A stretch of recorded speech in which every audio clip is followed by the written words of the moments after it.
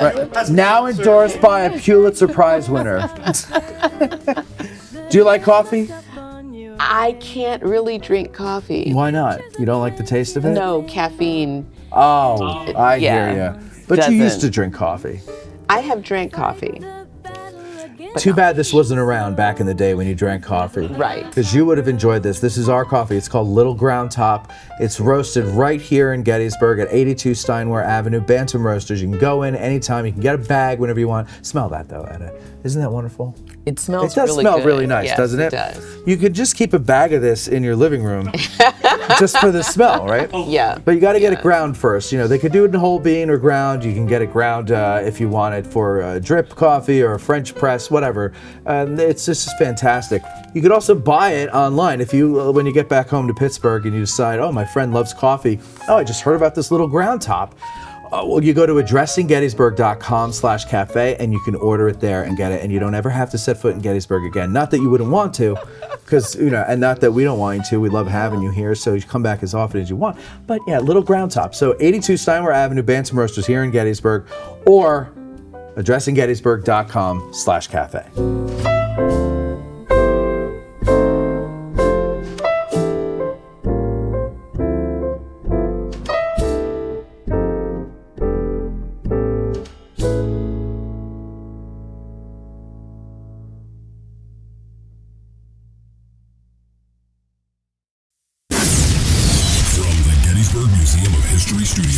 You're listening to Addressing Gettysburg.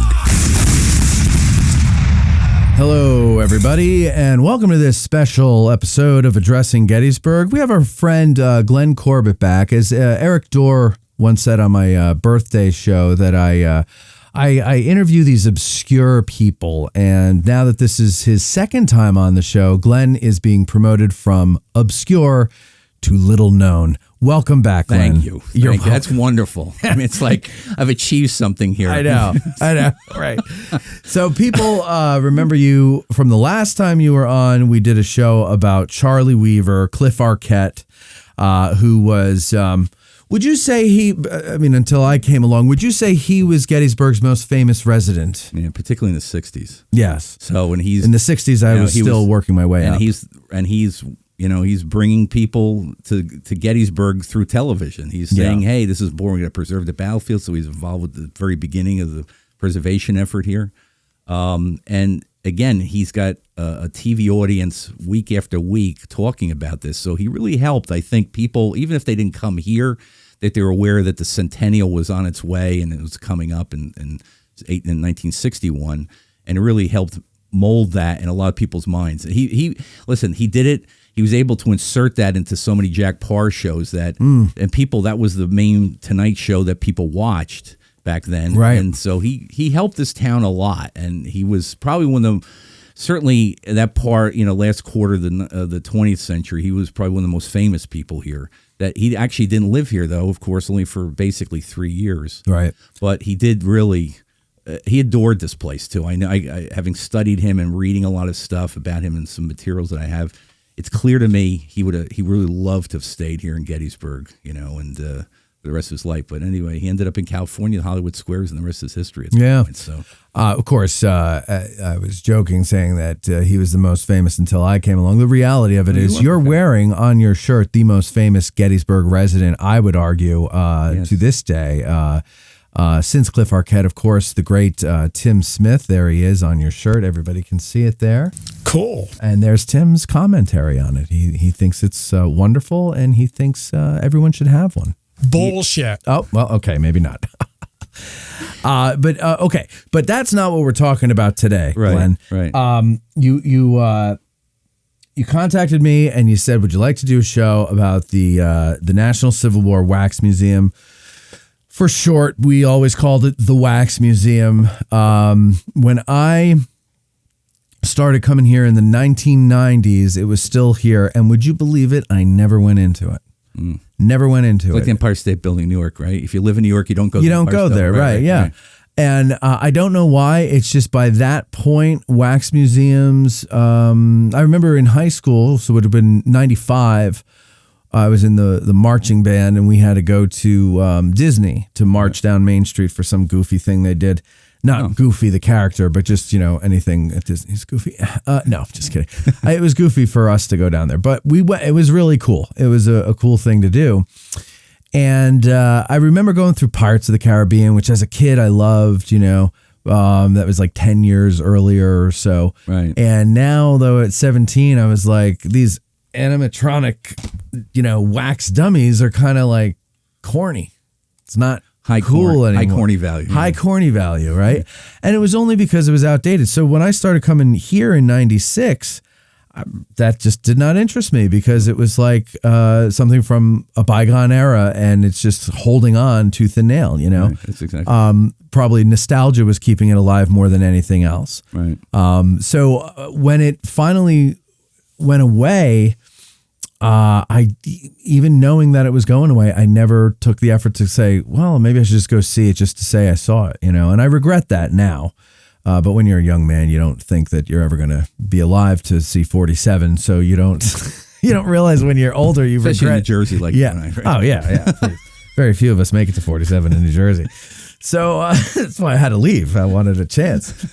So we're talking about the Wax Museum now. So I was kind of right in not knowing this, but like my senses were that it was outdated because it was opened in 1962. Yeah, it opened in April of 62. Was it now? Would this been they wanted it open in 62 for the centennial in 63? Exactly. Okay. They knew that, of course, the centennial was coming up, and there's two key people involved with this. There's a guy by the name of Frank Dennis who went to France, to Paris with his family, and it was another neighbor that went with them. And make a long story short, they went to a wax museum over in Paris, and he lived in Washington. He was a player in the U.S. government, and he said, we should have something like that here that's historically based, the history of America. We should have a wax museum. So that's why they created the first one in Washington, D.C. Ironically, it's where the Kennedy Center is located today. It was a older brewery that they first used as their building, and it just took off from there. It was, wax museums and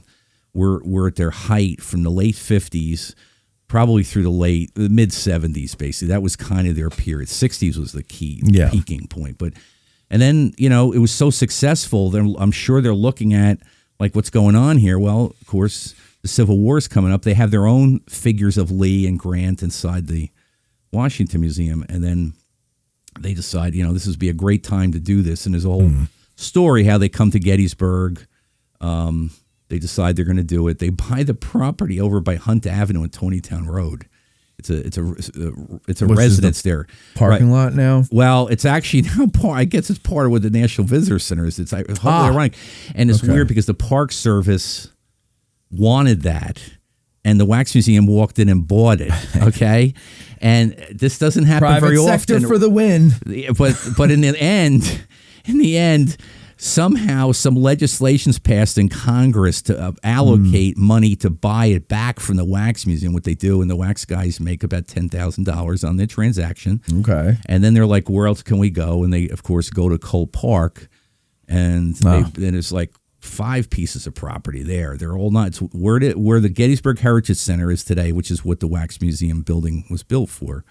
That there were separate pieces of property, and they spent more than twice that to acquire that particular site on Stein. So they had to buy several lots. And then, fortunately for them, the one fellow that was in Paris with Frank Dennis, this guy Reynolds, was a real estate guy, and he knew exactly how to buy things up, and then they consolidated them back so they could build the building. I actually saw the deed, the deed for it, and it's chopped up in a whole bunch of pieces, including Gettysburg Construction, which I believe is the company that built most of the houses in Cole Park. Okay. Because that's the time period we're talking about. Early 60s, they pretty much finished, I guess, a lot of the houses, and this is right when this is happening. Yeah, that post-war boom of neighborhoods and the middle class and everything. So, okay, so when you, first of all, with Wax, not Wax Museum, sorry.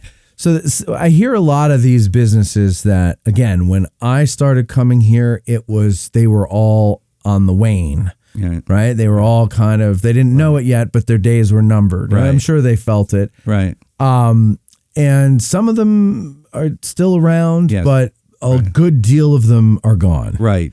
And the thing I've wondered, and you would be the guy to answer this, the thing I've wondered in the last couple of years is the things that were built during the centennial or for the centennial, when people say that, I picture like the Chicago World Fair where they built the White City and everything, and then but it was not meant to last. But all this effort went into building it and making it beautiful and everything, and you know, but it was always to be temporary. Right. Was that kind of the attitude with all these businesses? With like, let's make our money off the centennial celebrations, and maybe we'll make it to 65, but beyond that, you know, probably not. Or was it like, no, we're going to build this for the centennial as our big grand opening? Right. Boom. I think that's it. But let's last as long as we can. I mean, I would imagine, you know, if you're an entrepreneur, you want to last as long as you can. I think that's exactly right. And I think, you know, the key guy for all that is Leroy Smith, who we talked on the Charlie Weaver episode that Leroy Smith is to me, the key guy in the late 20th century. That's the name that keeps coming up. Because he's the guy that controlled so many things, and he built a lot of stuff, too. I mean, again, we went through the Holiday Inn, the Hall of Presidents. I mean, you go down this list of things, but he wasn't ironically involved in the Civil War Wax Museum. But I think what he understood was, because he came from the souvenir business, actually started the newspaper delivery business. Okay. And they sort of dealt in souvenirs and stuff like that. And I think he totally understood, hey, the focus is going to be right here in Gettysburg in 1963. We need to have something that will be attractive to all the people that are coming here. So all those attractions, including the Civil War Wax Museum, you know, Fantasyland, all these other kind of things that were here was a much more blended tourist situation for the entire family, right? So, because listen, Dad wanted to go see the battlefield. He could spend 3 days out there and not even go back to the hotel, right? So, but the wife and the kids, I mean, talking 1970s here now, they basically wanted other things, as Charlie Fennell says, the pool and the ice cream, right? So I think this whole concept of like providing something very dynamic, and you're thinking early 60s, stereo is just really becoming big. I mean, Charlie Weaver bought the best equipment, stereo equipment for his audio stuff in his museum. They did the same things at all these places to be attractive. They air conditioned too, which is another big deal. We forget about air conditioning today, but they put that on the front of the brochure, fully air conditioned. That was like a major attraction, right? Absolutely. So this gave Gettysburg, which still I think lives off of that legacy from the late 50s, early 60s, where Leroy really points toward, hey, we need to have something, like you said, that for this big anniversary, something that may not last forever, but it's very attractive. And some of these things actually have lasted for a long time, even to this day, in one form or another. Right? Yeah. So I think you're absolutely right. And again, Leroy was the guy. So, you know, it's funny because I wonder if Sharpsburg, for example, had a Leroy Smith. Somebody who had the vision and the foresight to say, hey, 1962, we're going to get a lot of attention here. We should build this stuff and blah, blah, blah, blah, blah. It would have been a lot easier back then than it would be today to do that. If, you know, there might be other Civil War towns that had that success that Gettysburg has had. You know, I think we like to say, well, Gettysburg has had its success because it's Gettysburg. Right. You know, and that could be true. Right. But it's also what you do with Gettysburg. I think Gettysburg is the success it is because it stirred the imagination and the emotions of enough Americans who were creative over the years, where Gettysburg was always in the public mind because of those people. For one, whether it's through commerce and tourism or politicians taking it and twisting it for their purposes, you know, of the day, right? Whatever it is, it's always been something that has been kept in the public consciousness. And I would never say that Sharpsburg doesn't have people who are just as enamored with it as we are. Right. Gettysburg. Right. I mean, Scott Hartwig just wrote these 2 really thick books on it. Like, obviously, it's something that means something to him. Right. So I think you need that marriage of the obsessed historian who's going to tell you about it, but you also need the obsessed entrepreneur, industrialist, whatever you want to call it, who says, this is really cool stuff. I know what we could do to attract people. Right, to build this collectively. Right. Yeah. And Leroy understood that here. Yes. But you're right. Sharpsburg did not have that. No. Right. And And of course the element of commercialization. That's why I'm wearing Tim's shirt today, because he gives talks about it all the time. That's why he and I are like-minded in a lot of things here. Yeah. There's a balance there, right? That, the fact that... But also, that's a good example of commercialization, because that's the shirt we sell. Yes. So, it's a commercialization circle. It is. And that's exactly right. And I think, again... There would be pushback, I think, certainly today, because it's kind of gone the opposite direction here of again, this balance between commercial opportunities and experiences for people in Gettysburg and versus the battlefield and things like that. And I know there's folks that are, would love that a lot of the buildings would go down here in Gettysburg to bring it back to the landscape. But again, it's something that if the intention is to envelop new groups of people, particularly younger people, in this experience, we got to offer them a model of something that attracts them, right? And that's where Digital History Pioneers comes in. So think about what can we do that's not 1962, but in 2025, what does that look like today? So what does the virtual wax museum look like? Right, is what we're trying to get at. Right, because these wax guys, they're fixed for the most. There's a few of them move though, but we'll talk about that. Well, before, so it's funny. So two of the people watching now, Jeff Pasnick and Rich Snyder, both commented. This is their comment. Wax museum still haunts my nightmares. I remember my parents taking us there, and my dad used to play a game where he would try and leave us alone with the wax dummies. And Rich Snyder says, "Me too, Jeff. It scared me as a kid." So that is interesting, and I guess maybe we should introduce our other guest. Yeah, a lot of people know if he's him. not freaked out. Those two guys aren't freaked out already.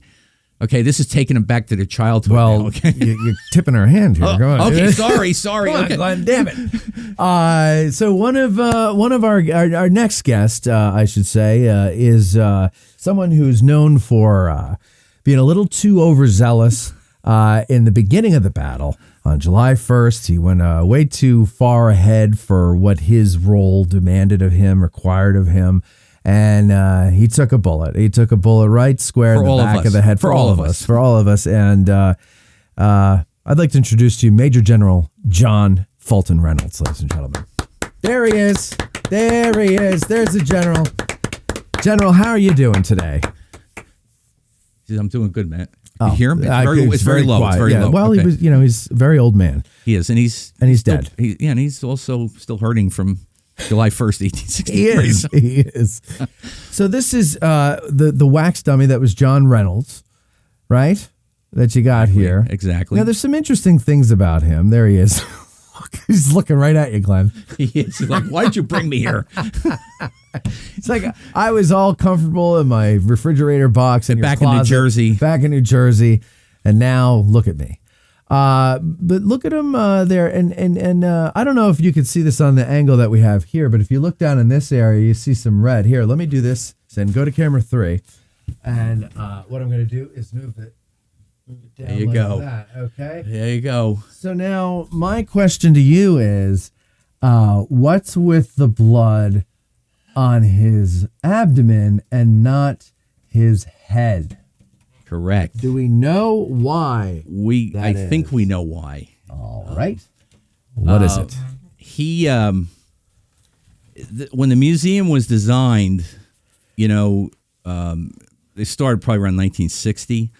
They had dozens of scenes inside there, and of course, General Reynolds was a signature element of the final battle room scene, which was the largest. Actually, the Earl Dorfman, who designed all these museums and did all the figures and stuff. The biggest one they didn't have of all the museums. Gettysburg has the largest one, right? Mm-hmm. Number of figures. And he was out there. But what happened was they literally assigned researchers to each figure, particularly because they wanted to know a lot about what they look like, because sometimes there's a photo, sometimes there isn't. It was a very rare photo of somebody to try to know what these people look like. But they also researched, what was the story behind them. And somewhere on the line, they know he was killed. They knew he died on the first day's battle, but somebody missed the point. He wasn't shot in the chest. He was actually shot in the head. Right. So as it works out that our friend, Tim Smith, worked with the Wax Museum in its later years in the 2000s to write their new guidebook that they had, right? To cool. update. There you go. And he went ahead and he knew exactly what to do. So they let him go in to that battle scene. He climbed in there and he put blood on his head. So basically, and Sue Boardman saw me yesterday. I gave a lecture at the Historical Society on this. And we were talking about what side of the head actually to get hit in. So anyway, I thought it was the back. Well, yeah, I think so. But the problem is when you're a wax figure and you're laying and stuff, you're not close enough. Yeah. Actually, like this figure, his shooting and Sickles' amputation were two specific scenes within the big overall Pickett's charge, because they're trying to tell the 3 days battle in one scene, basically. So they had him on a disc that turns so that people could see, because your problem is you're sitting in a seat, you can't see the other side and stuff. So they did their best with that. And the same with Sickles. They had him spinning around too. Because remember, the Wax Museum, also important point about the Wax Museum in Gettysburg is it was telling the story of the entire Civil War, right? Not just Gettysburg. So Gettysburg was the final big scene and stuff. So I like him looking at you while you're talking. Like, why the hell did you bring me here? But you're telling the story and he looks so interested. He did. He's like, I rode in the back of your Honda Passport all the way from Walwick, New Jersey. So anyway, but yeah, so he lives with. I got a Confederate soldier actually in the back of the car too. We didn't bring him up, but he lives with Davy Crockett, a bunch of pilgrims, scared children, all sorts of different wax figures from all over these country. I bet there's some scared and they're pretty children. Freaky. So okay, all right. So back in 1962, the museum opens. Yes. I see air conditioning on the pamphlet. That's all I care about. I want to get my kids in some air conditioning. They're overheated. Let's go to the Wax Museum. Yes. What greets my eyes as I walk through? Can you walk me through the whole thing? Right. So you walk up to the building. It's a brand new building, right, that was designed for the Wax Museum. Wax museums are always best on one floor. Yeah. It's not good to have two floors because people stairs and elevator issues and stuff. So this is all in one story. So you're walking up to the building. You see a bunch of medallions, Confederate and Union medallions, and the flags along the front. That was the first thing you saw. And, of course, a big sign above the entry, National Civil War Wax Museum. Okay. So you walk through the front door and you walk right into basically which was the ticketing area and the gift shop. So if you walk into the Gettysburg Heritage Center, you look off to the right. It's where all the books are and all the souvenirs are and stuff. And back in the day when this opened, you went to the left. You bought your ticket, you went to the left. There was a turnstile there that you would have went through. Yeah. And that's where you would have taken your kids through that. And they would have went into a series of corridors that basically went, forward and back. So you're following not really circuitous, but, an arrangement. So you're going up one corridor and coming down another. And there's scenes along the way. The key to any wax museum is lighting and absence of lighting in the hallway itself, right? So it's all dark and it's painted black, so it keeps it low because it's all about seeing the scene. It's to make it pop. That's why we have black walls in here. Exactly, to make it pop, and that the lighting itself is people don't think about this, but lighting in a wax museum is really critical because you can have too much of it or too little. And so that's what you would have seen. So you've seen a lit up exhibit. So it starts with Exhibit 1 is basically antebellum South. It's a few slaves in a cotton plantation, a couple of the slave owners, a husband and wife in a carriage. That was the very first scene. The second scene is... So, to stop you there, sorry. Those of you who are upset that we mentioned slavery in history, even back in 1962, they started off with slavery. Go ahead. It did, and it was part of the story because the next scene is the northern mill owners, right? Okay. So and they're using the same cotton that's coming from the plantation. So that connection for the visitors made. Hey, look, complicity, right? The complicity issue. So that's the second one, and then you work your way through a series of lead ups to the Civil War before Fort Sumter. So there's a series of figures of Daniel Webster, Andrew Jackson, Henry Clay, all these figures that played a role in the debates in Congress. Rhett, the famous fire eater from South Carolina, John C. Calhoun. Actually, Calhoun, Webster, and Clay were the great triumvirate, right? So they're representing the North, the South, and sort of in the middle, basically, right? About what are we going to do? So all that stuff that comes out, all the proviso, all that stuff is coming with these guys. So we're telling the story of each of these people, what perspective they have. Now, in the Wax Museum, the other thing, too, this is an important point. A wax museum is to give you this short little snippet. Right. So it's not like the Park Service Museum today where you got main panels, then you got smaller panels, then really small panels for individual objects. No, this is all so people they expected people to walk through fairly quickly, not to spend hours looking at something, that they wanted to tell them really quickly what exactly was going on in the scene. So it's that one.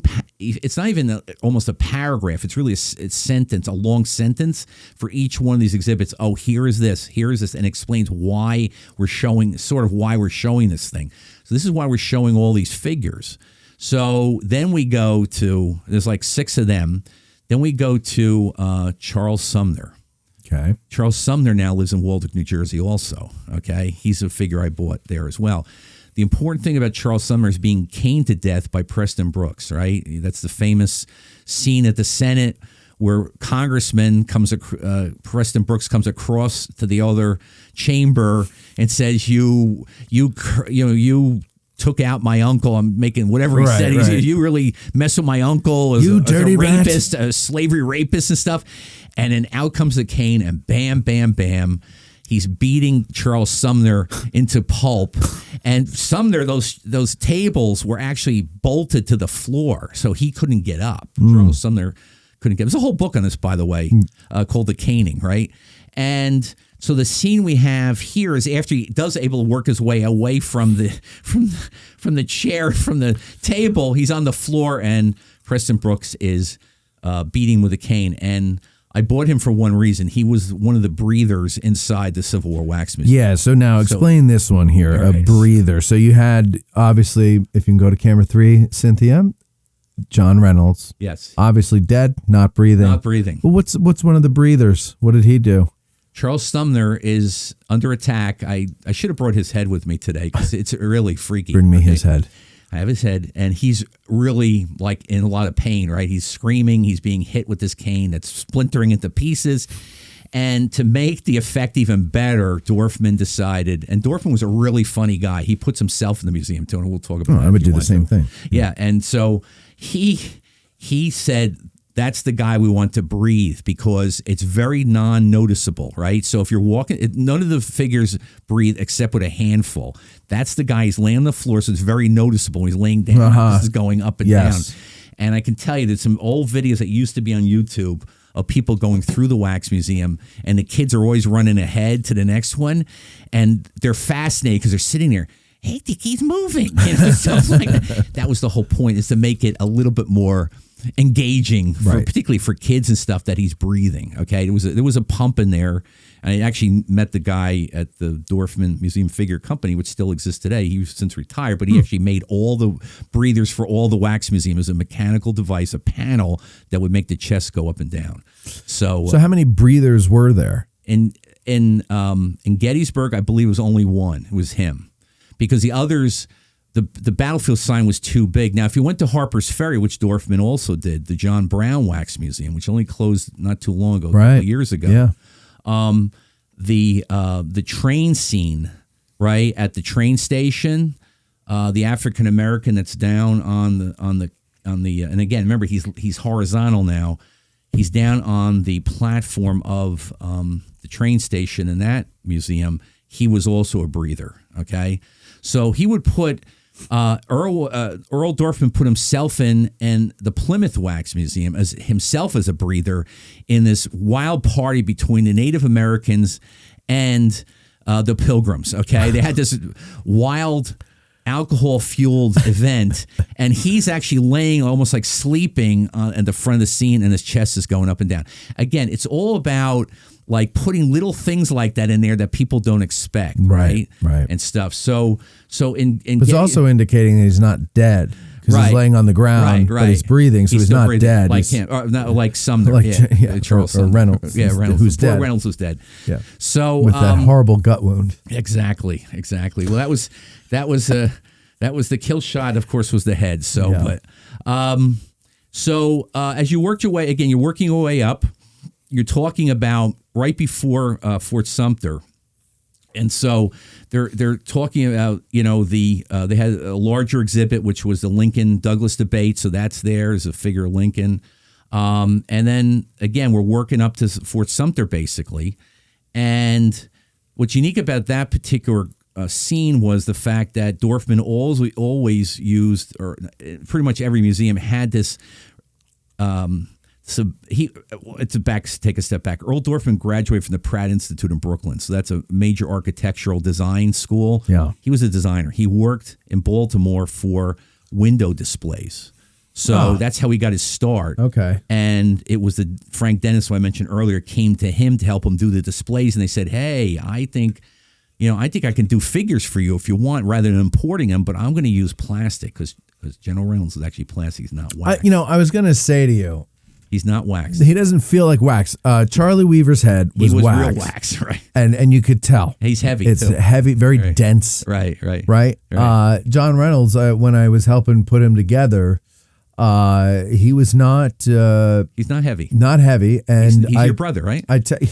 Yeah, yeah, that's good.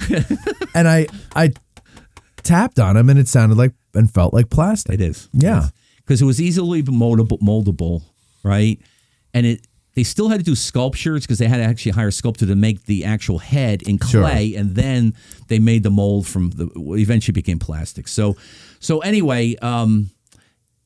What he was really good at, Dorfman was really good at, is these double scenes where there was a picture of two officers in Fort Sumter going over things, and there's several of the scenes had audio narration too on top. You pushed a button and it told you the story, right? In the background, you can see again lighting. The lighting as the narration is changing from the scene in the front. When it goes to the back, the lighting goes up in the back. It's through a screen, and you see a figure at one of the cannons in Fort Sumter. So they talking about, here's here's what happened, how we led up to Fort Sumter, and we're going to end up losing the thing and everything. And then they talk about the actual first fire start. Well, that's when you see the figure in the back. They did that, and also every museum. The other place they did this with in Gettysburg was Stonewall Jackson when he gets shot in Chancellorsville. Okay, there's a figure of Jesus in the back. Now, here's the religious element to this. Okay, because he was Stonewall was known to be very religious. He was a Presbyterian. He was very religious, and so they brought that into the equation too a little bit. So there was a figure that actually went up for sale of Jesus that was in the Gettysburg Wax Museum. So again, it was a lot of thought that went into each one of these things, right? Yeah. Of even John Brown, right? So that's another scene before Sumter. John Brown in the original scene is up on the gallows, and in the notes that I have from the archive, they made a specific note. He wore red slippers up to the gallows. Well, guess what? They had him wearing red slippers on that scene. Now that scene changed. So the museum morphed to some extent over the years. They changed it.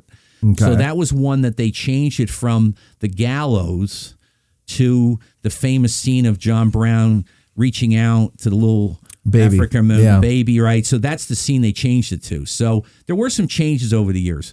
But then after, of course, once you hit Sumter, then the whole Civil War starts. And so you get a series of scenes of 4 specific scenes of all the leaders of both all the officers of both armies. Okay, so 2 Union, 2 Confederate. So they go through everybody through the whole Civil War. Now, Sheridan's in there, Sherman's in there. So they're all there, right? They also had all the... At Fort Sumter? No, I'm sorry. These are separate scenes after Sumter. Oh, so gotcha. Once Sumter got rolling here, it sets you off. Okay, now we're going to talk about the battles of the Civil War and stuff. But remember, this is a museum to show figures, not landscapes, right? So this is like, I got to focus on people. So they had large groups of these people that they never met like that, but it was to show what this Sheridan looked like, what Sherman looked like, what Custer looked like, what Grant looked like. I mean, they went through the whole list of all those people. And they did the same with the politicians, too. So they had Lincoln in his cabinet, and, of course, they had Jefferson Davis in his cabinet. So you saw what all these people look like, back in the day. And so that was important because, again, they're focusing on people, less about the overall sort of scene. So there's there's not a lot of discussion. Chancellorsville is mentioned because of Stonewall Jackson. He actually gets 2 exhibits. He gets how did Stonewall Jackson get his name, and then when he gets shot, basically. So again, they're focused on the people. Right. So that you walk your way through. So there's roughly 30, depending on, as Tim would say, depending on how you measure it, it depends on when you ask the question, how many scenes. There were roughly 35 scenes. We're going to leave it at that because over time they added a couple and they changed. Now, of course, what's interesting about this when they're designing, it's clear what happened here. They were going to include Barbara Fritchie in this exhibit, okay? Really? And it's like, because on the list of figures they're doing, they were a separate group. It was Barbara Fritchie. Fritchie. Fritchie? Is it Fritchie or Fritchie? Well, I always heard it as Fritchie. Fritchie. You said Richie, and I was like, no, yeah, Fritchie. It's not Fritchie. related to Lionel. Yeah, no. Jenny Wade. Okay. And Earl himself as a sleeping painter. He did that. He put himself in, not only, like I said, in the exhibits themselves, but separate from that, like a guy leaning up. You think it's a real person looking at this exhibit. It's not. It's a fake figure. He put himself in there as a sleeping painter, okay, like in a corner, really dark corner. And he had it real. I mean, he's his technology early on. Somehow they figured out using a motion detector. So when you got close to it, you hear... and then he starts talking, I'll get back to work or something like that. Okay. And on the list for the design for Gettysburg, he crossed off breather or breathing, okay? Because he was thinking of doing a breather of himself in there. It's just a joke from him. He was a really funny guy. Yeah. So anyway, so you work your way through the Civil War, all the different exhibits of important points in the war. Some other people that show up in there are the spies, the 2 women spies. There's 2 exhibits for them in there. Mm-hmm. No Union spy women, but they're there. Clara Barton again is there. She's tending to a soldier. So it's all, for the most part, most of the people are identifiable people, right? That they're trying to highlight against the sort of overall, like every battle and stuff like that. So they're trying to highlight the people part because that's what a wax museum is, right? At Digital History Pioneers Foundation, we are about grassroots history on digital platforms. That means we are about podcasters, documentarians, YouTubers, and even TikTokers. All of these creators are out there trying to share their love of history with the public. They don't need ideas, they need funding, both from viewers and corporate donors. DH Pioneers' initial funding focus is on the Civil War era, with a special emphasis on the Addressing Gettysburg podcast. So be a vital part of the unique content Addressing Gettysburg has in store by donating at dhpioneers.com and help bring your love of history to the people. Digital History Pioneers is an IRS Section 501c3 approved charitable corporation that makes any donation tax deductible to the fullest extent of the law. So you work your way through, you see Lincoln several times. You see Lincoln, which was a new add-on that Tim was, I think he thought it was pretty cool, didn't he? I think he probably did, and I wonder what he would say about that. Cool. There you go. And he said, he's the one who told me, he says, he the problem with kids in a wax museum is they tend to run ahead of the parents because the parents are actually reading this stuff a little bit. Right. And they get to the end. They would all run to the final battle scene. And so they put another exhibit there of Lincoln at the Wills House. That was not in the original wax museum. So, again... What, to slow the kids, or...? He thought that's kind of what it was. It was one last thing to look at, so it slowed them down a little bit, I guess. Okay. And that story was never told. Because, again, originally they were trying to accomplish just the Civil War. And Jenny, right, I know, made it for one big reason. Is because Dorfman, in every single wax museum he did... It was historical, so it had a lot of American history stuff. So we're only focused on Civil War here, but like the other ones, not Harper's Ferry either, but like the Washington one, Columbus, the Mayflower, all these other kind of things. He always tried to throw local stuff in. So Gatlinburg, which had one of his museums, had Sergeant York in there. Okay, his story, even though he is part of cool. American history. So, so that's what happened. So there's the big signature scenes at the end. It's a 15-minute show, and it's still there to this day. It looks just, if you walk in there, you're thinking you're walking to the electric map, okay, is what you think, because that was both from roughly the same kind of concept and pier with the same kind of tile on the floor and everything, right? And it's still there to this day. And so I should explain that again, Dorfman did a really extravagant final scene in every one of his museums. So in Harper's Ferry, it was the hanging of John Brown. And, one of the interesting things about Dorfman is he wanted to embrace new technology. And, of course, he's thinking about Disneyland. And you mentioned earlier, right, that Disney is like out there. They opened Disneyland in 55. Disney World opens in 71. So it's this whole lead up of animatronics, right, of figures and things. So he's trying different things along the way. And so that final scene is stereophonic, it's night lights, it's the air conditioning, it's all these things combined into one to tell this basically end of the war. And what's really important about it is that they really tried to accomplish first day battle, second day battle, and third day battle through the first day with Reynolds, second day with Sickles and Warren, and the third day they got a consolidation of Lee, Longstreet, and Pickett, like looking over a set of plans, which probably didn't exist because we know that, right? Right. But anyway, that was to focus on. We all know it was written in the dirt. It was in the dirt, and there's a line with a riding crop and a pocket knife. They brought Travis back from the Alamos to draw a line here. So exactly. So basically, they're putting lighting on each of these three scenes as they talk through the narration. Yeah, They've also got a slideshow in the back. So at the back of the room, like everybody's looking at, the back wall is a slide projector there too. So they got all this stuff coming together. Narration, spinning things, slideshow, incredibly complicated to do that. And at the very end, if those of you who've been to Epcot, to American Adventure, there's a scene in which they bring all these animatronics up out of the floor and out of the side. So it's kind of what he did in Gettysburg. At the very end, after the battle's over, the Pickett's charge is done, they've had all the lighting, the flashing, the booming, and everything else going on. All of a sudden, the lights go down, and up comes a platform in the back where those slides were, and it's Lincoln and the platform at the cemetery. And he narrates the Gettysburg Address, and then it's nice. And it's the end. Okay, there's the exit, and it's a 15-minute show. Over the years, in the early 70s, actually, I think it was 74, they go, we want to animate it a little bit more here. So what do? They buy or create an animated Lincoln, okay? An animated Lincoln that's got to be synced with the narration, turning, moving, and everything else, right? Yeah. And it was like revolutionary for a wax museum to do that, let alone Disney. I mean, Disney got gazillions of dollars and gazillions of engineers. This is a small business in Baltimore, relatively, that's trying to create this. And so they were very innovative. They did one in Weavertown outside in the Dutch country. Okay. That's another wax museum he builds for Lancaster County, Dutch Wonderland there. He built that one. Yeah. And they also built Weavertown, which is a one-room schoolhouse with 5 or 6 moving figures, arms and stuff with the kids, with a teacher. I actually went in there after it closed, for this young couple bought it to renovate into like a flower store and stuff.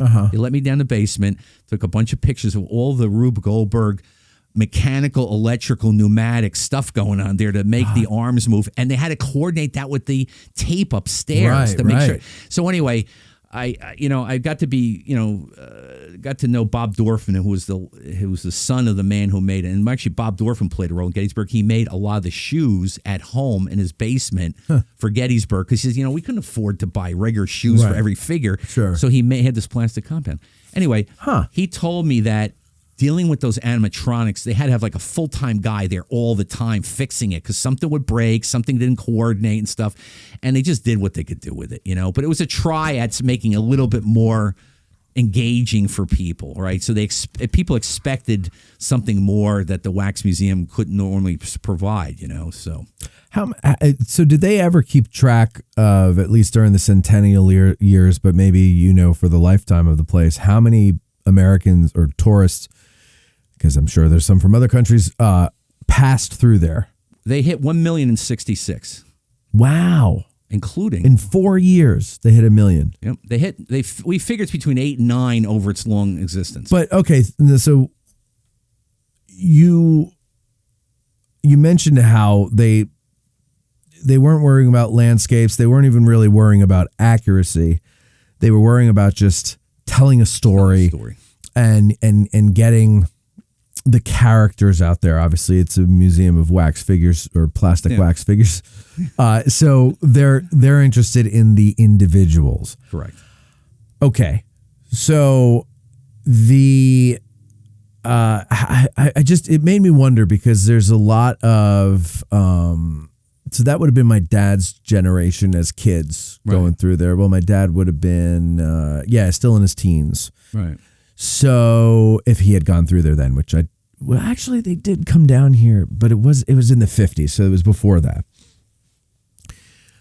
But I know when I talk to a lot of people from that generation, their idea of the Civil War is full of things that we now know are not true. Correct. Or that people knew back then weren't true, but their introduction to it was perhaps visiting a place like Gettysburg, or just visiting any kind of Civil War site that had some kind of a museum that was not put out per se by a historical institution, but rather a commercial enterprise. Right. And it's the same problem we have with movies. Movies are commercial enterprises that have to tell a good story. Right. They don't have to be historically accurate. 100% accurate. Right. A lot of it's a novelty to find a movie company that wants to be historically accurate, right? And you often see that, well, we were trying to be as historically accurate as possible, and they are in the material culture, perhaps,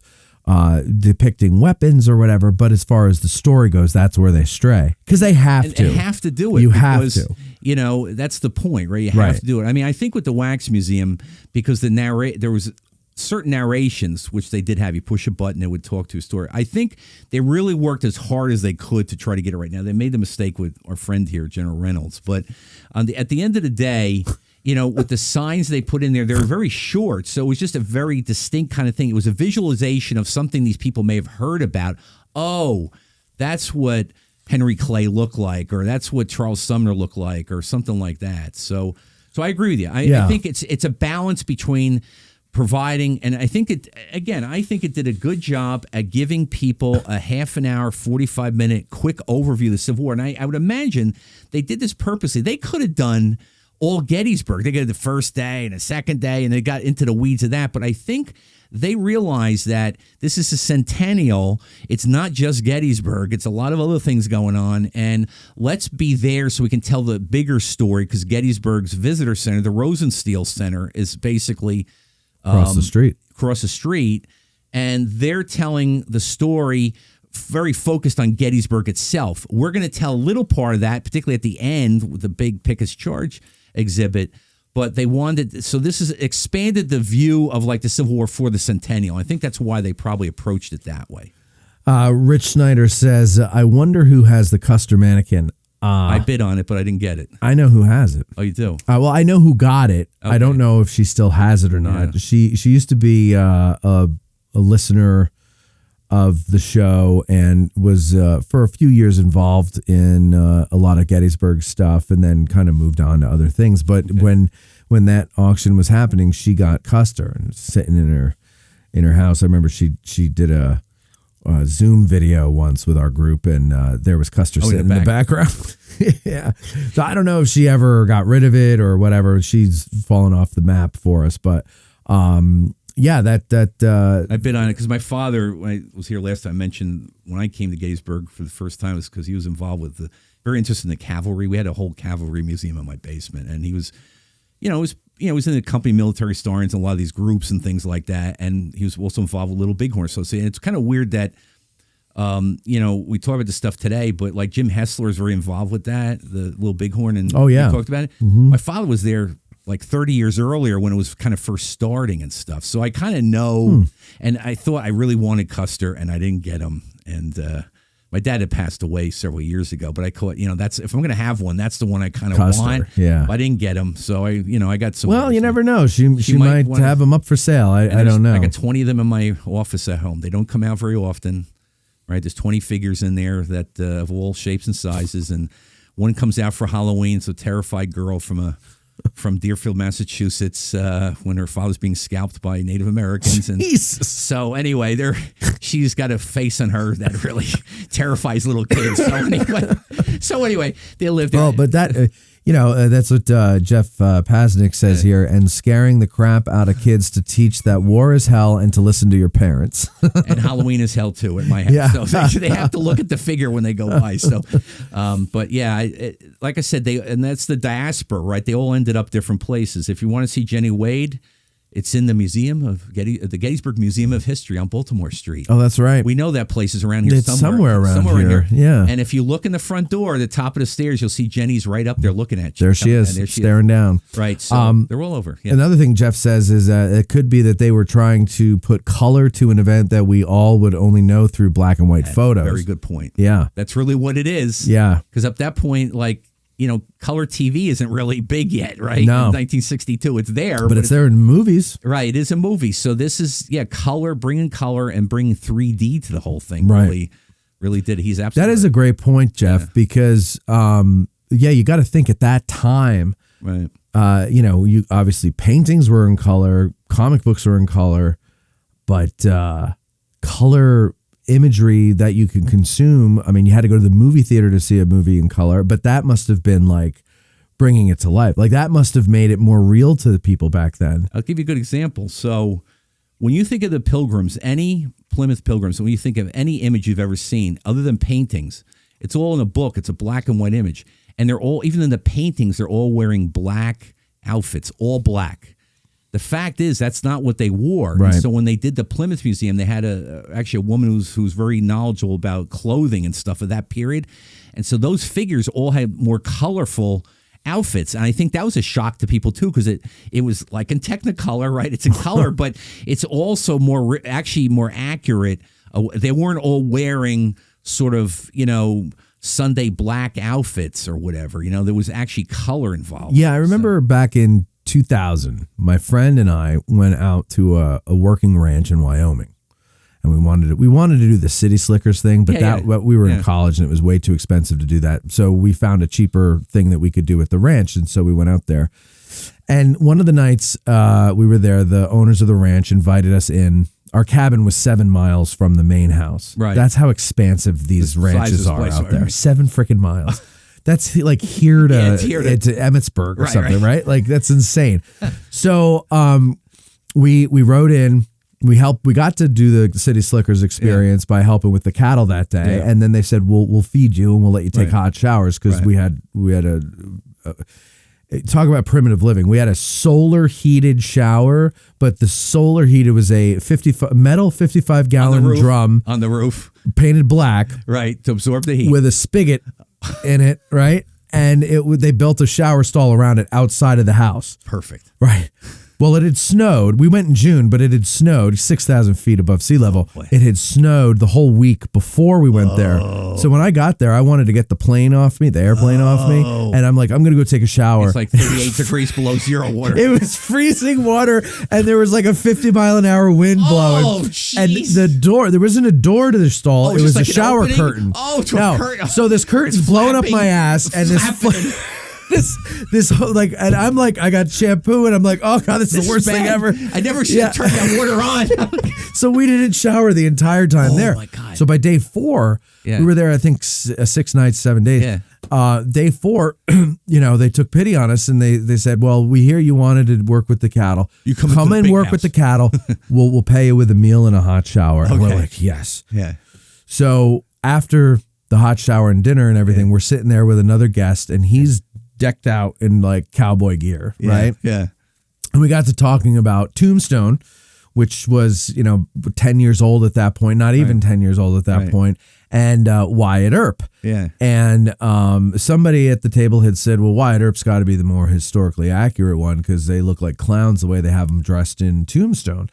And the guy was like, no, actually, it's a little more accurate that the cowboys especially would have been a little more colorful in their dress and stuff because these are basically assholes who want to be noticed, so you got the red sash and the blue, bright and stuff and whereas Wyatt Earp and probably a lot of Hollywood films look at daguerreotypes. that are in, old photos in sepia or black and white, and they assume everybody wore earth tones. Right. But they didn't. Right. They wore all different types of colors. And that's the key point. Yeah, and especially out west, you probably wanted to make a spectacle of yourself. Right. And so, it would make sense that, the pilgrims, everybody thinks they're all wearing black. Well, we don't have photos of them. We have paintings. We'd have nothing. And we got a painting, and that's it. But those paintings were done hundreds of years after they lived, so we don't really know. We don't know. So they really did as much research as they could to do that and stuff. So yeah. It's really fascinating. So what were some of the things? You said that some of the exhibits had changed. You mentioned a couple of them. What were some of the others? Like Glory. So when the Glory movie came out, there was an Emancipation Proclamation exhibit in there, which is basically one soldier talking to, and there's a big talking to two African American. I think it was a husband and wife.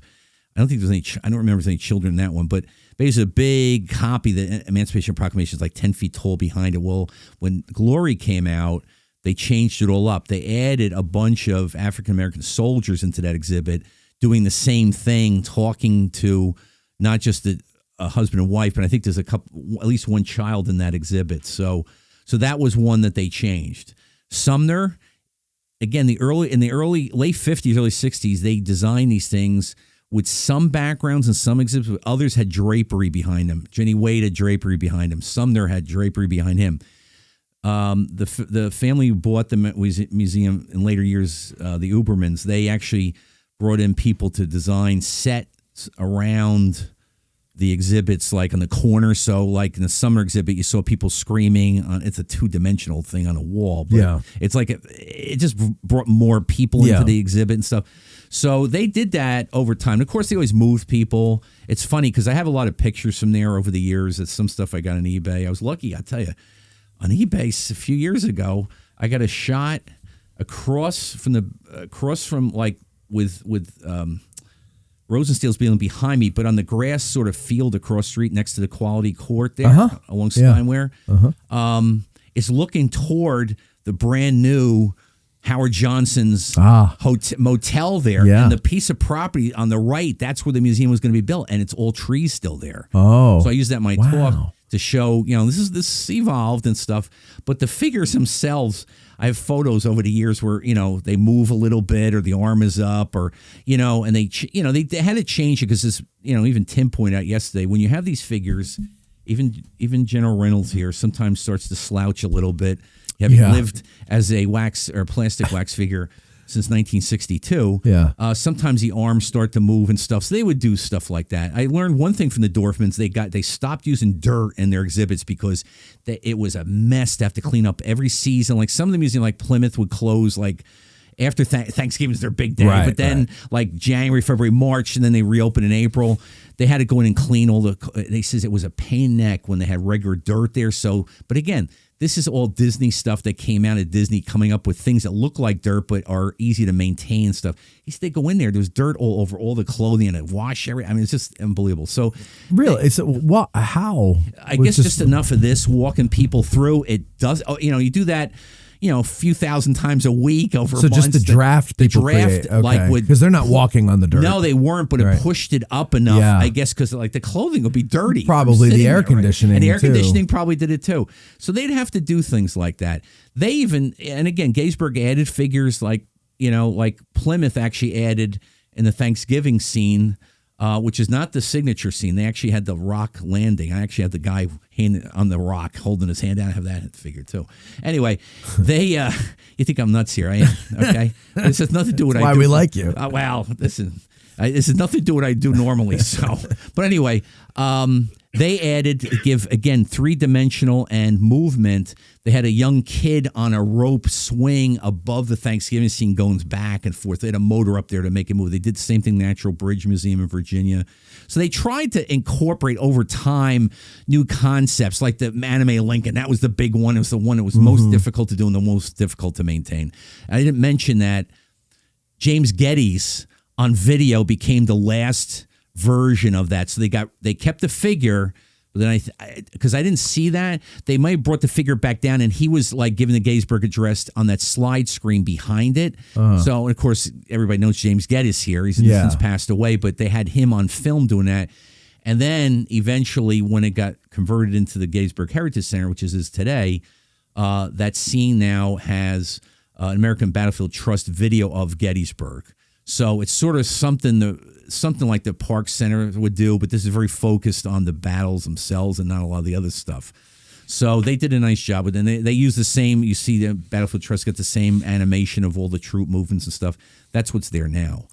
Rich Snyder says in the comments that he remembers Dutch Wonderland as well. And you've mentioned a couple of other places that they made they made the wax museums for. I remember Dutch Wonderland when I was a kid. We went out, I believe. When did that close? Well, the Wax Or is that Museum still closed. there? No, the Dutch Wonderland is still there. The fellow who developed Dutch Wonderland was, and this happened with a lot of the Dorfman museums, is a local guy, like in Harper's Ferry, the man who owned the Hilltop Hotel up there and everything. He's the guy who built James Brown. John Brown Wax Museum. James Brown Wax Museum would be great. Really cool. That'd be a hit. Music with it, right? He moved it animatronics now for him, and that's probably too hard to do him in an animatronic. Yeah, because he moves too well. Right. Yeah. But Dutch Wonderland. And I can't remember the fellow's name that owned that whole complex. He was endeared to the. I'm sure he came here to look at Gettysburg, probably. And he goes, I want one for Lancaster history. So that's where the Biglerville Bridge is in there and all that stuff. And the Civil War part of that is in there, but it also goes back to the Revolutionary War. Andre, right, is in Major there when Andre, he visited. He's up near me where I live in Bergen County. Right. He's made his end right in Tappan, New York, right over the border there. So anyway, Dutch Wonderland wanted that, so they built that museum. And that had a scene also with kids on swings over a water. They used water in a bunch of these, not in Gettysburg. Real water. Real water. Like in Plymouth, they actually had a shallop in the water, like moving, and the water was purposely, so the shallop would kind of move a little bit. It wasn't static. Yeah. They did the same thing with the children's, like having fun playing out, along a brook, basically, and the Dutch Wonderland one. The one that people don't know is that, which I don't know a heck of a lot about. I actually have the drawings for it, but there's a train ride inside of, like an old Civil War locomotive era engine that goes through the park like Disneyland has got. And they went through a tunnel there, okay? The tunnel is still there to this day.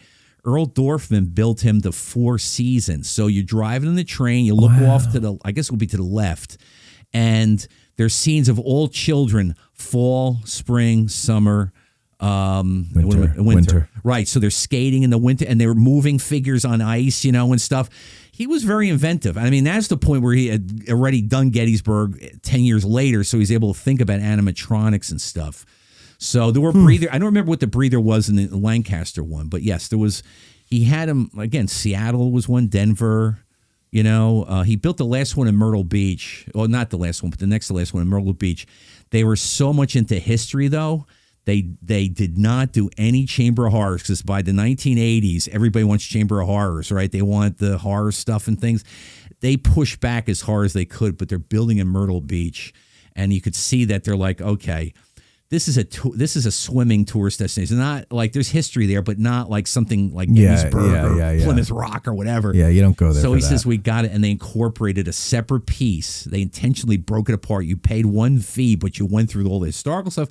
Then you were allowed to go to the Chamber of Horrors they had because they knew they needed for getting the people in the door. They need to have something like that. The last one they actually owned themselves, completely Dorfman's own, was Natural Bridge, and that also had some moving figures. Had the kids swing at the front entrance outside.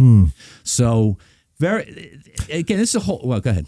Well, it's kind of sad to me that we don't have that imagination anymore. I mean, I remember when I first moved down here, I had this idea to do with the Wax Museum, and I was like, well, first of all, nobody's going to listen to a 27-year-old and his idea. Well, they might.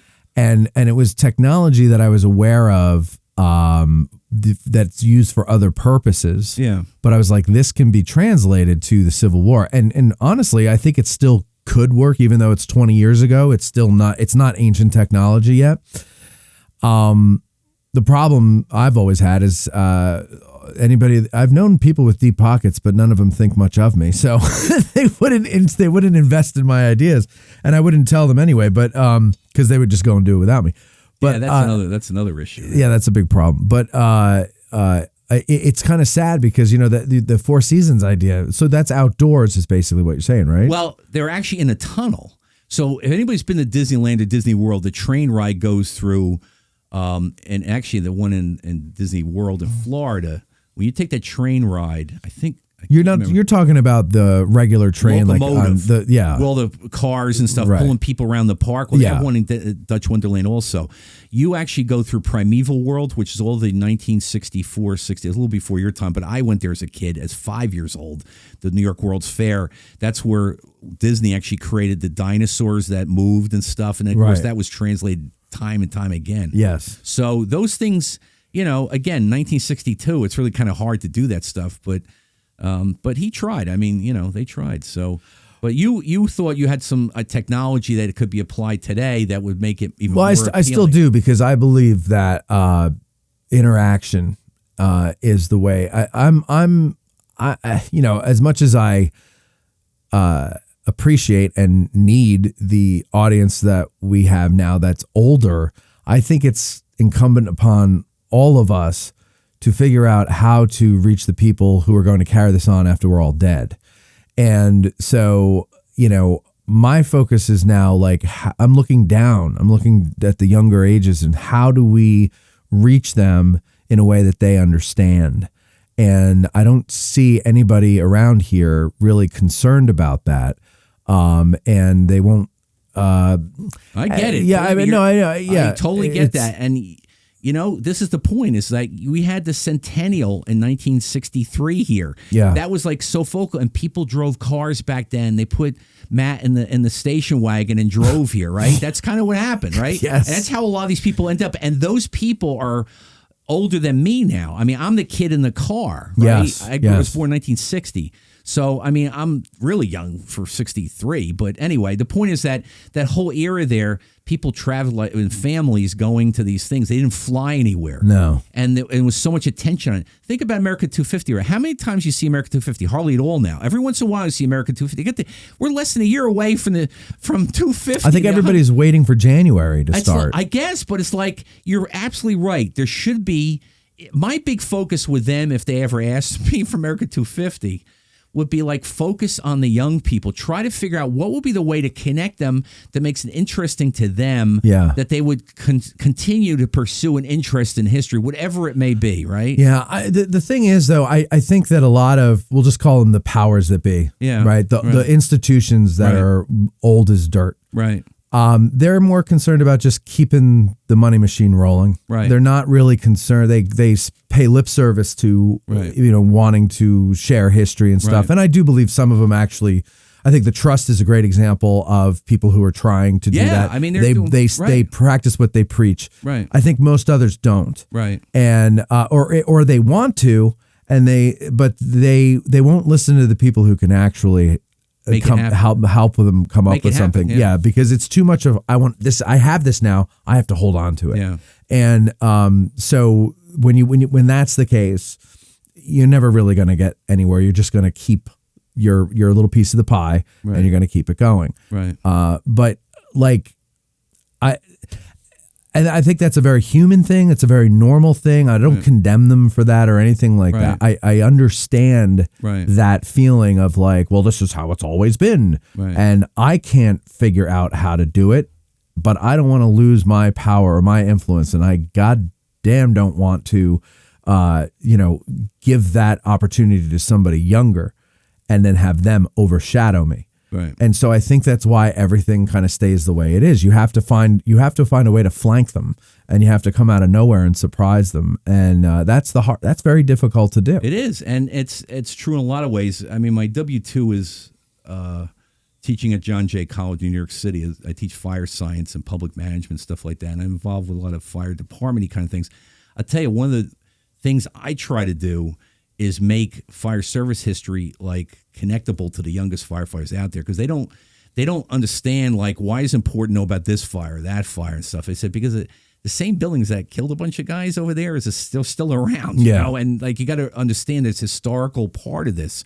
And the other part of it was, you know, I was with a group of us doing this sort of traditions thing where we give lectures to sort of, you know, remind the fire service you've got a history that's a little older than the U.S. As a country, basically. Fire literally goes back to Ben Franklin, if you want to look at it that way, right? Right. So the thing is that I realize I have to make this, because all my students were born after 9/11. Okay, I'm teaching in New York City. Yeah. I got a class next Thursday, and I'm talking to children that weren't even born yet. Right. So these are the kind of things that I got to It's keep. so hard to imagine. It is. It is. And it's like, but the thing is, like, I had to put myself, and I talked to them about this. Hey, what would to make this more, you know, enjoyable for you or more attractive to you or whatever, because it is hard. It's hard to do that, but we got to make an effort because, again, all the people that you look at, again, the events, like I gave the talk on the Wax Museum at the Historical Society yesterday. It was a wonderful crowd, but they're all older. There wasn't any kids there, certainly, and there wasn't even any teenagers there. They all came, I think, because they remember it and they wanted to relive it, right? So we got to sort of move away from that for ourselves in terms of the collective group that you're dealing with, and that's where digital history comes in. I agree. Thank you. And so like that's the thing. I think nostalgia plays a huge role in things. Right. I think that plays a huge role in why some of these centennial businesses that started lasted as long as they did. Yep. Because you had people who, you know, they grew up coming here with their parents. Their fond memories of that time. The Centennial, I mean, geez, that had to be, if you had 1 million people going through just the Wax Museum in 4 years, right? How many people came to town that never went to the Wax Museum? Like, it had to be millions. Down Steinway or over at Rosensteel's right. place, And so you've got that much activity back then. Obviously, the Centennial is going to bring that. That's going to taper off. And then you have Ken Burns and the movie, and it shoots up again. Well, those are all gone. Right. That has worn off. Right. Sure, I know people who are my age or younger. They grew up with the movie and they watch it with their kids, and now they bring their kids here, and that will always continue to happen, but in fewer numbers than before. Mm-hmm. And nostalgia is a great motivator to get you to come here. But it's not something we can bank on because we're going to be gone. Well, but also as we're pointing out, the imagination, the entertainment value has been murdered here. Right. And so now it's and this is a line like a tightrope walk that you got to do here because I am especially as I get older, I'm one of these people that wants to see Cole Park gone. You know what I mean? I want to see it all go. That's Battlefield, right? And that's really close to Pickett's Charge. It's basically part of it in some areas. To me, that and not only that, but you've got, you know, Nixon's grandfather died in that frickin' neighborhood, right down Queen Street. Fairview or Fair whatever, and the Queen, like there was the fence line that went up across there, and so you know that's completely lost to anybody who comes and visits here. Long Lane, you know. But now, okay, what are you going to do? Displace all those people and buy their properties? Is the government going to buy their properties? No, they would never have the money to do that, right? There's no way that they can do that. Right. So we have to, okay, that's got to stay there. But there's other ways, there's other things we could do to be entertaining in the teaching of history. Right. That is a tool. That is a one way to do it. Right. Because not everybody learns by listening to somebody lecture you from the front of the room, like or it an just old school book or something. Or like that. It's just that's not the way. And I think, you know, nowadays there's so many ways to reach people, and the one way, at least when you come and visit here, that is just completely ignored, almost like with a disdain, is entertainment. And I don't think entertainment necessarily cheapens the study of history. I think it's a way to enhance it for certain people who learn in that way. Yeah. And when you have a generation, and I'm sorry, but like if your kids or grandkids are given this stupid thing when they start whining at the age of 3 and they're lost for hours in this, playing whatever or watching whatever videos they are on YouTube Kids or whatever the case may be, you're not getting to them with a book. You're not getting to them with the Ken Burns documentary. You're not even getting to them with the movie. On their body names. It is. Yeah. But even the movie Gettysburg doesn't really work with them unless you're the rare parent that doesn't give this to your child as a pacifier. Because I know some parents who, one of my listeners, Dustin, he just had a baby recently. Well, he didn't, his wife did. And on Father's Day, he sent me a picture. From his point of view, there's the baby's head sitting on his lap, and on the TV is Gettysburg, and on his tray stand was a little ground top, right? And he goes, best way to spend Father's Day. There you go. And so I know that there are people who are new parents who are trying to do that because that's what worked for them. Yeah. But I'm talking about the people. You're talking about the hordes that are. I'm talking about the unwashed masses, right? The large group, that may make that one trip to Gettysburg or to Sharpsburg or whatever. No, I'm talking about the ones that think Gettysburg is where George Washington fought. I'm talking about the ones that hear Gettysburg and they don't know what it is. Right. Was that in the Revolutionary War? Yeah, and they think it's in Virginia, or they don't know anything about it at all. They don't even know what to get wrong. And where do you go to deal with that? You have to go to schools. It's not the schools. You don't think so? No, because the schools have no.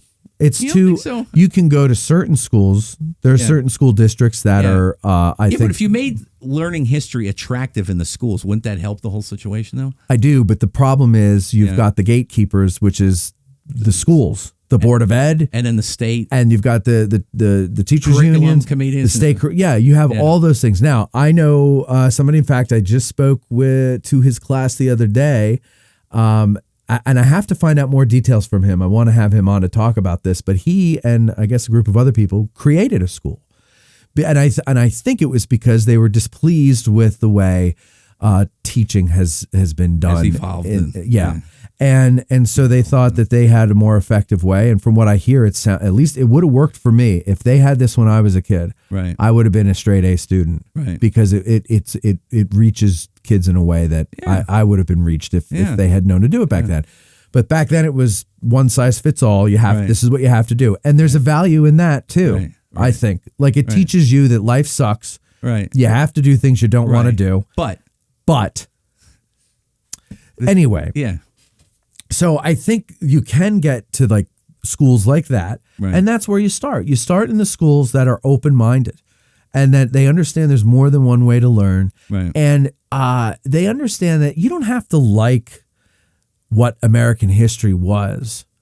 But anybody should know the history of the land they're born into. Right, the story. Yeah. Because otherwise, I had this conversation at Bantam Roasters with I was waiting for my coffee to be made, and I don't know, somehow me and the baristas got into this conversation because they know what I do. Yeah. And, they're like, oh, yeah, I don't really know anything about history, blah, blah, blah. And one of them just had this attitude of like, if it happened before I was born, it doesn't matter. Yeah, well, that's a big one. Yeah, and what an arrant, narcissistic way to look at the world, right? Like, it's amazing to me. And but I didn't get like all crotchety old man with her. I go, that's real. Like I said, don't you have any curiosity about the world you live in? Like, you think the world is screwed up. You think this country's screwed up. Do you want to know why? Yeah, really. And do you want to? Wouldn't you want to work backwards? Right. Do you want to work backwards and maybe then work outwards and put it in the context of the world and say, and be able to deal with it better, having known what happened. Yeah. Why things are happening a certain way. Wouldn't that be much better? But you can't undo and redo a society if you know what you're losing. Right. And that's the point. And that's why I'm saying you can't do it in the public schools. They have an agenda. So, honestly, I think the schools are the last place anyone should go for education. And with all due respect, I think the government is the last place you should go for history education. Right. And I think, like the Park Service, as good a job as they do, they're subject to the whims of the administration. They're wrapped up in the wheels of what's going on at the moment, right? And so like I remember when the visitor center was being built and they were talking about the interpretation that would go in there, and people were up in arms. What does this have to do with slavery? This was a battlefield. Yeah. And I understand that. I understand that because it is a battlefield. But the park's point of view was, this is the only battlefield people are most likely going to visit if they're ever going to visit a Civil War site. Of all of them. Yeah. So we got to hit them with the hind right away. Like, we got to get them right there. They're coming in. We're putting the battle in the context of the war. And that's the important thing. It's the context, right? Right. But now, now, of course, we're changing direction right now. But that's my point. Right. So you can't rely on your government for your history. Right. You've got to find it elsewhere. And the way I look at it is people like me, people like JD on the History Underground, or Project Past, and vlogging through history. We are exploring it for ourselves first, and we're sharing with you what we're learning. We found, right. Yeah. And that, I think, is the most effective way to reach people, because it's personal, and it's not being force-fed you through a boring tour or a boring classroom setting. Right. And that's why we're revamping the way we do things. And we're I don't know, did you see our anniversary shows? Yeah. So we're including the audience now. We're not just telling you anything. Right. We want to know what you think. Yeah. With them. And that's how we're doing it with adults, but we have to find a way to do it with kids. It's obviously through this device. That would be the really good one, was with kids. It would be, and by kids I mean 20-year-olds, right? But you know also what I mean? Younger children well, too. Of course. I mean, with scaling up of what you're discussing and understanding and things like that. You know, it's tricky, it's complicated, but I honestly believe, like, if you do. Like in my case, I think the reason why I've had like 4 podcasts before this one. Right. Now, none of them were about a specific subject. They were just whatever. Right. Kind of like they were basically like AG Today. Okay. But about the world and everything going on in the world. Right. And a lot of flatulence jokes. And so, but the one thing when I set out to do this was like, I'm just going to be honest with myself. And if I'm honest with myself, then whatever I put out should find an audience. Right. And so I did, and it did. Right. And it worked. Right. So there's a way to zoom out on that and do that on a wider scale. But you got to get people involved with you who understand that. Right. And that's what's hard to do. In the history field, especially. In the context of everything else, and rowing in the same direction with you, and know what you want to try to, what the goal is, and what you want it to look like. Well, and it's the same as with the movies. Like I always say, like when you and I've seen these before, where there's a real like history nerd who has an idea for a movie, writes a script of some sort, and then finds a friend who has a red camera, which is like a tens of thousands of dollars worth of camera there. It's a big deal. They use them in major productions. Right. And he goes and he makes a movie, finds money to, people to invest in it, goes to make this movie and everything. And you watch the movie and it is horrendous because he was more interested in historical accuracy than making a film. There's no story. The characters aren't compelling.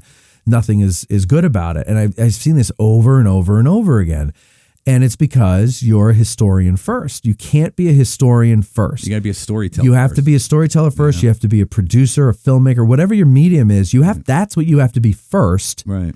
And then you find the historian. Right. Put the history in. Yes. You put them in the spotlight. Right. And that's why we do what we do it this way. Is because I don't know anything. I'm learning. I want to learn in public, and I want you to learn with me. Right. So I think, that personalized thing is what I think helps a lot of things. It does. We really strayed from the Wax Museum, but we also didn't, because we're talking about how the Wax Museum... We're waxing about philosophical, yeah.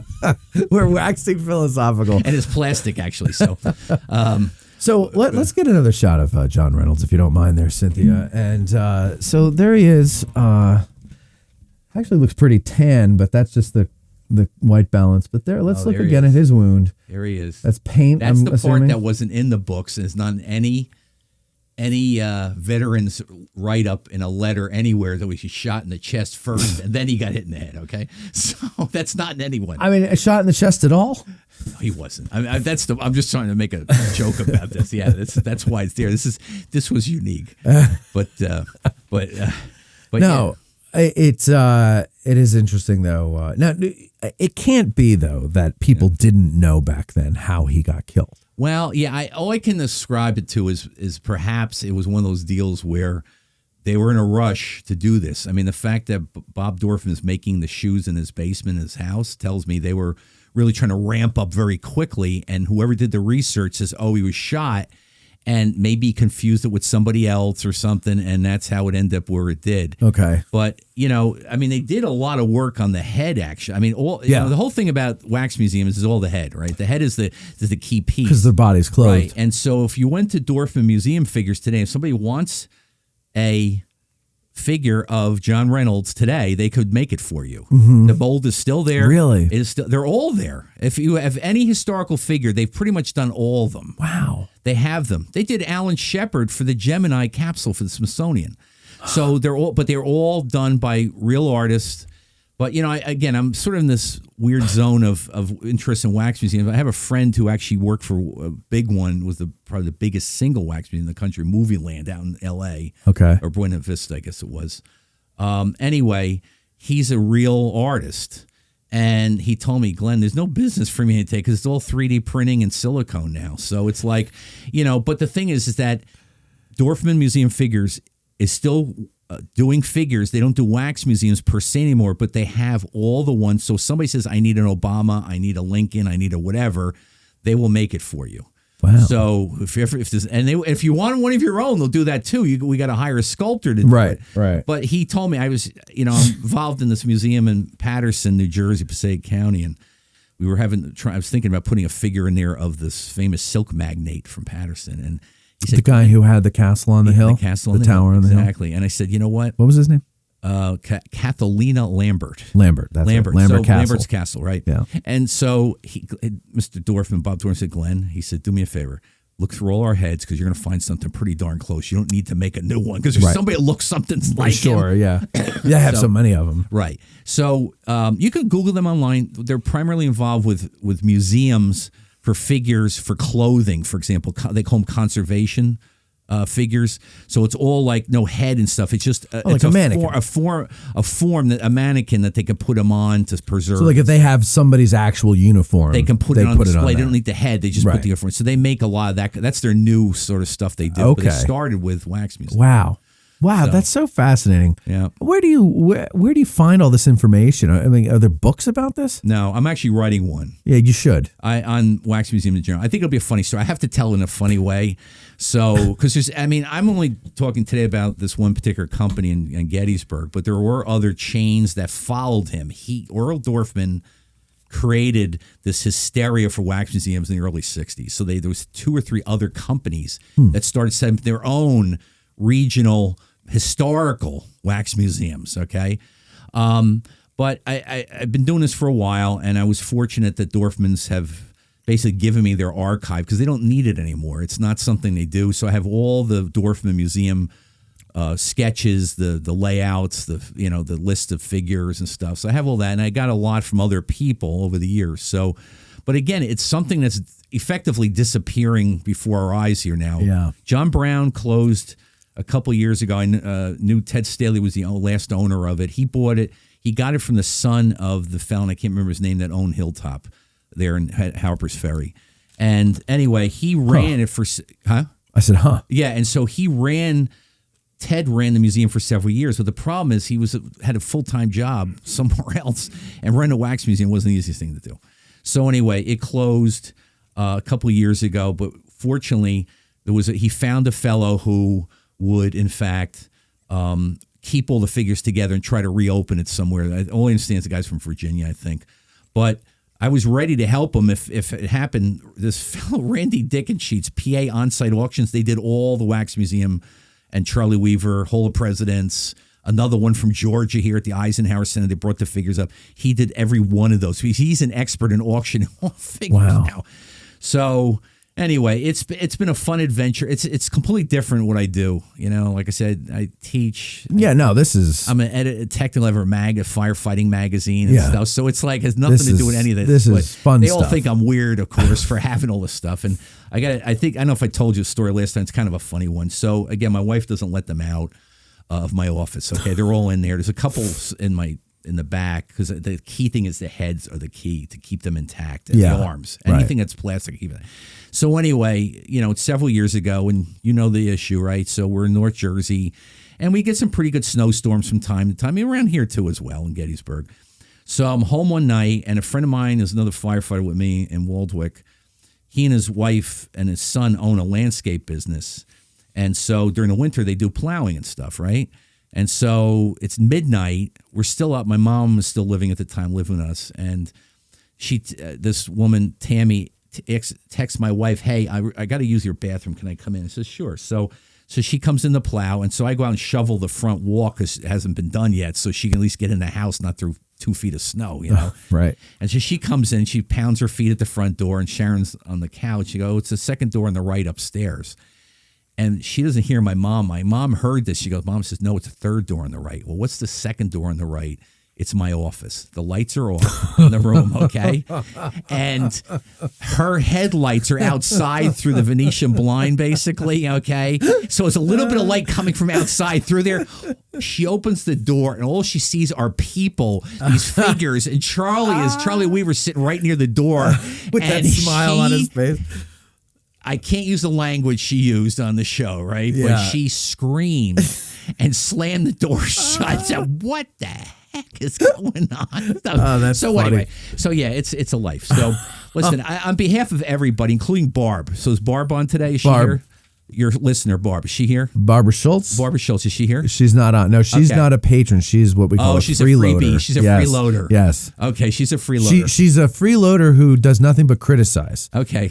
But we love her hooking anyway. her up with Reynolds if you wanted. So would you like You that? want to give her Reynolds? No, I don't want to give it to her. She'd be no. She's one of your freeloaders. Yes, She is. Okay. She is. Okay, well, but a very loyal freeloader. but that's what I wanted to say. And again, on behalf of all the people that listen to you, again, I want to thank you for what you do here. Oh, this is thanks. incredibly unique in so many ways. And you're doing all these new things. This is something that, again, there's a lot of people out there that perhaps don't text or don't call you and stuff. I know that they do listen to you.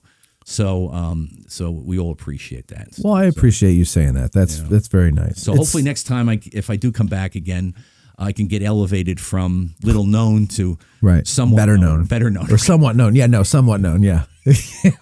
Well, every time you come here, you'll be elevated. I get brevet here for Yeah, right. for bringing this crazy stuff back to the show. So little known to somewhat known. I'll have to make a that's note. the next time. To That's the next somewhat time. known. Yeah.